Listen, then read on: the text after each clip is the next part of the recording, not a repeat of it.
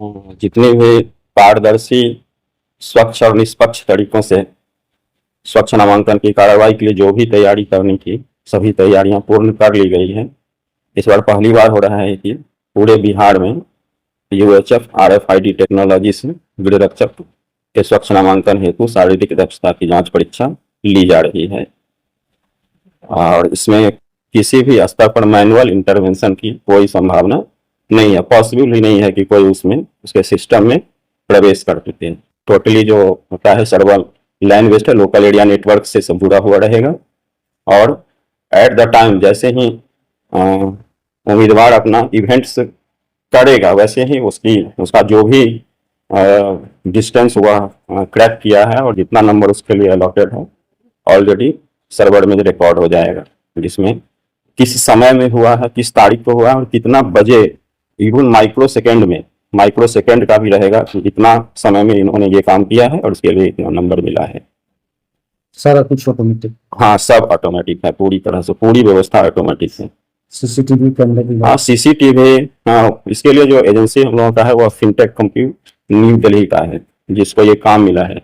इसके बाद फिर हम लोग क्रॉस चेक के लिए अपने स्तर से भी सीसीटीवी और वीडियोग्राफी करा रहे हैं और यह मतलब स्थानीय एजेंसी है रानी सती जी, उनको ये काम मिला है। क्या है, कब से शुरुआत हुई? 30 तारीख से शुरू होगी। प्रथम दिन हम लोगों ने 700 बच्चों का एडमिट कार्ड इशू किया है जी।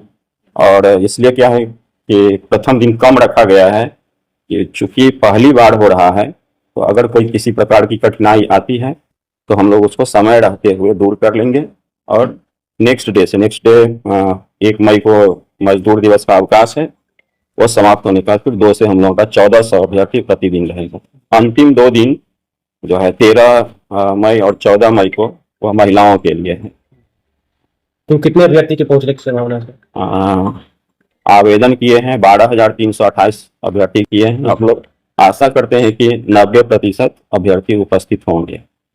तो पहले दौड़ होगा सर, उसके बाद क्या? हाँ, ये प्रक्रिया का वर्कफ्लो चार्ट हम लोग का बना हुआ है। आग मैदान में फ्लैक्स भी लगा हुआ रहेगा। तो सबसे पहले हम लोग उम्मीदवार को गेट से प्रवेश कराएंगे, उनके हाथ में उनका एडमिट कार्ड और एक गवर्नमेंट अप्रूव्ड आई कार्ड रहेगा, जिसको दिखा करके वह मैदान में प्रवेश करेंगे। खेल भवन में हम लोग उनके निबंधन और उपस्थिति काउंटर की व्यवस्था किए हैं, वहां वह उपस्थित होंगे। 4 स्लॉट में बटा हुआ है, ABCD स्लॉट बांटा हुआ है और कितने बजे उम्मीदवार को रिपोर्ट करना है वह भी उनके एडमिट कार्ड पर अंकित किया गया है। वह वहां जाते हैं, उनका हम अटेंडेंस लेंगे, उसके बाद बायोमेट्रिक वेरिफिकेशन होगा उनका, मतलब उनके थंब से दोनों थंब लेकर के बायोमेट्रिक हम लोग रजिस्ट्रेशन करेंगे। उसके बाद फिर RFID रजिस्ट्रेशन होगा, जो एक बिग जैकेट आता है जिसमें कंप्यूटर चिप्स लगा हुआ रहता है, उसको पहना करके उसका हम लोग रजिस्ट्रेशन कर लेंगे। रजिस्ट्रेशन करने के बाद फिर एक स्लिप, जितने आदमी का रजिस्ट्रेशन किए उसका एक स्लिप जनरेट हो जाएगा। स्लिप जनरेशन के बाद उतने आदमी को लेकर के हम लोग दौड़ जहां से प्रारंभ होगा वहां पर ले जाएंगे। वहां से उनका दौड़ प्रारंभ होगा और सबका अपना इंडिविजुअल टाइम होगा। क्या टाइम लिए हैं नहीं लिए हैं वो हम लोग उसको निर्धारित नहीं करेंगे। 4 लैप पूरा करेंगे। 4 लैप पूरा करने के बाद ऑटोमेटिक जो है उनका जो बिग जैकेट होगा उसमें जो चिप्स लगा हुआ है हमारे सर्वर से लगा हुआ रहेगा, वो बता देगा कि कितना देर में इन्होंने पूरा किया है। तो 6 मिनट से अधिक लेने वाले डिस्क्वालीफाई हो जाएंगे, जिसकी सूची तत्क्षण निकल जाएगी और क्वालिफाइड की सूची भी निकल जाएगी।